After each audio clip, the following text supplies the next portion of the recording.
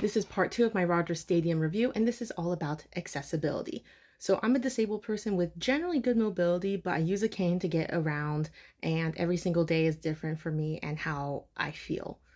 But the ground of the venue was a mix of freshly laid grass, and it rained the day before the concert, so it was wet, muddy, and uneven, the terrain, along with gravel with really big rocks that was easy to trip over and difficult to walk on, along with wooden chips, the ones that you find at a petting zoo, which makes no sense.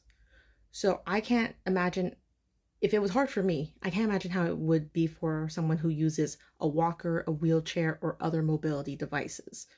For a venue that prides themselves on accessibility, it was not accessible at all. We got an accessible parking pass, and the email said that the parking only opened up at 4 p.m., but we were VIPs and we had to check in at 3:30 for sound check at 5.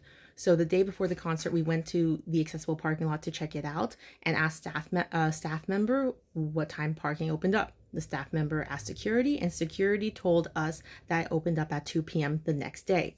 Had we not checked it out the day before, because of the disorganization, lack of communication, and ridiculously long lineups, we would have missed sound check.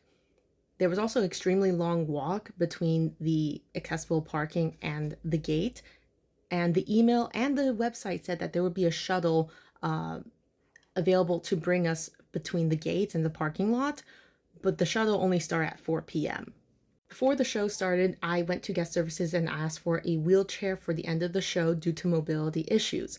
It took a long time to get a wheelchair, but the staff were clear that due to high demand, I would have to wait a long time. In this time, my sister and my friend went to the merch hall before it closed. The staff then brought me a wheelchair and brought me to where I thought my sister and my friend would be, but they had already returned to the stadium. And due to poor cell reception, I wasn't able to communicate with them. The staff left me near the merch hall without a wheelchair as I waited. When I was reunited with my sister and my friend, we asked for another wheelchair, and an escort was able to bring us to the shuttles, who then brought us to the accessible parking lot. Her name was Annabelle from guest services, and she was great. She did not leave us until we got onto the shuttle, and she was probably the most helpful person during this experience. Next part, I'll be talking about the exterior, interior, venue setup, and also VIP experience.